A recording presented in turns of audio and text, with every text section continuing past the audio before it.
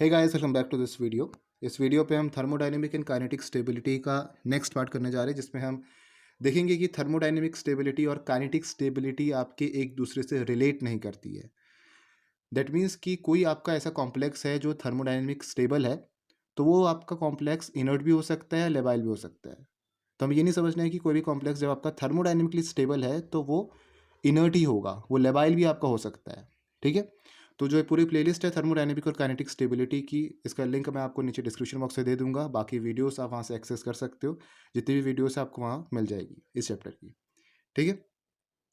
तो हमने यहाँ पर देखा था कि जो आपके थर्मोडायनेमिक स्टेबिलिटीज होती है वो दो टाइप की होती है। पहले आपके स्टेबल कॉम्प्लेक्स होते हैं, दूसरे आपके अनस्टेबल कॉम्प्लेक्स होते हैं। तो जब हम कहते हैं कि कोई आपका जो कॉम्प्लेक्स है वो थर्मोडायनेमिकली स्टेबल है, दैट मीन्स उसका जो फॉर्मेशन कांस्टेंट होगा या उसका जो स्टेबिलिटी कांस्टेंट होगा वो आपका हाई रहने वाला है। या कहोगे कि जो उसका डिसोसिएशन कांस्टेंट है या इंस्टेबिलिटी कांस्टेंट है वो आपका लो रहेगा, लो के डिसोसिएशन होगा। या कोई कॉम्प्लेक्स जब आपका थर्मोडायनेमिकली अनस्टेबल है तो उसका जो फॉर्मेशन कांस्टेंट है या जो स्टेबिलिटी कांस्टेंट है वो आपका कम रहने वाला है। तो के फॉर्मेशन उस वक्त आपका लो होगा, या कह सकते हो जो डिसोसिएशन कांस्टेंट है वो आपका हाई होगा। यही डिफरेंस हुआ थर्मोडायनेमिक स्टेबल कॉम्प्लेक्स और थर्मोडायनेमिक अनस्टेबल कॉम्प्लेक्स पे। ठीक है। और कोई कॉम्प्लेक्स जब आपका काइनेटिकली इनर्ट है तो वो आपका एक स्लो रिएक्टिंग कॉम्प्लेक्स होगा। उसमें जो आपका लिगेंड्स का सब्स्टिट्यूशन है वो आपका बहुत डिफिकल्टी से होगा। और कोई कॉम्प्लेक्स जब आपका काइनेटिकली लेबाइल हम कह रहे हैं, दैट मीन्स जो सब्स्टिट्यूशन हो रहा है लिगेंड का वो बहुत आपका इजीली हो जाएगा, फास्ट रिएक्टिंग कॉम्प्लेक्स है वो। ठीक है। तो ये आपका डिफरेंस होता है इनर्ट कॉम्प्लेक्स और लेबाइल कॉम्प्लेक्स में, और थर्मोडायनेमिकली स्टेबल कॉम्प्लेक्स और अनस्टेबल कॉम्प्लेक्स में। अब कोई कॉम्प्लेक्स आपका थर्मोडायनेमिक स्टेबल है तो वो आपका इनर्ट भी हो सकता है या लेबाइल भी हो सकता है। फॉर एग्जाम्पल हमारे पास तीन कॉम्प्लेक्स दे रखे। साइनो कॉम्प्लेक्स हमारे पास है जिसमें जो आपका ट्रांजिशन मेटल आयन है तीनों पे आपके डिफरेंट है, निकल, मैग्नीज और क्रोमियम।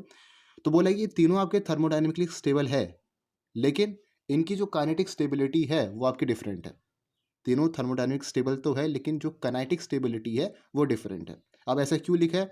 क्योंकि हमें ऐसा यहाँ पर ऐसा ज्यूम हो सकता है कि तीनों थर्मोडायनेमिक स्टेबल है तो ये इनर्ट भी होंगे, लेकिन ऐसा नहीं है। तीनों का डिफरेंट केस है। अगर यहाँ पर हम रिएक्शंस को देखें तो पहले हमारे पास यहाँ पर टेट्रासाइनोनिक्लेट है, तो इसको हम देखेंगे। इसकी रिएक्शन हम करा रहे हैं यहाँ पर 14 CN नेगेटिव के साथ। 14 आपके पास एक आइसोटोप है, तो ये आपका बहुत फास्ट रिएक्ट कर रहा है। जो ये लिगेंड्स है इनका जो सब्स्टिट्यूशन हो रहा है इन लिगेंड से, तो ये चारों के चार सनाइड आयंस आपके रिप्लेस हो जा रहे हैं इस सब्स्टिट्यूशन वाले जो आपके लिगेंड है 14 CN नेगेटिव।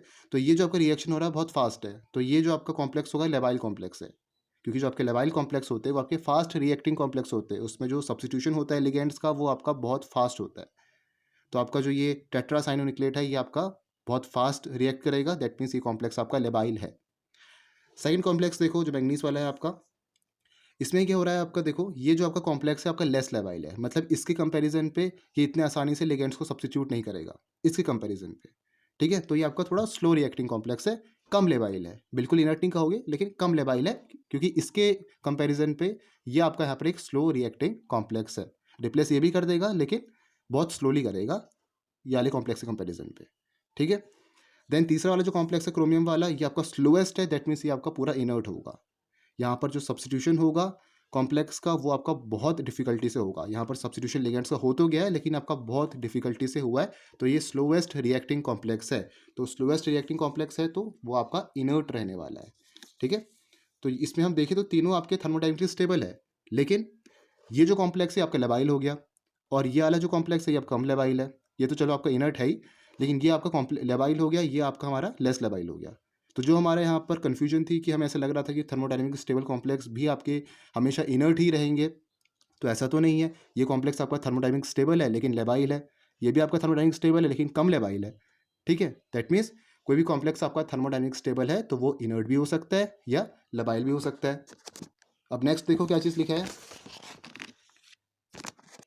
एक और कॉम्प्लेक्स आपको एग्जांपल दिया है हेक्सामिन कोबाल्ट, बोला है कि ये आपका काइनेटिकली इनर्ट है towards substitution but is thermodynamically unstable.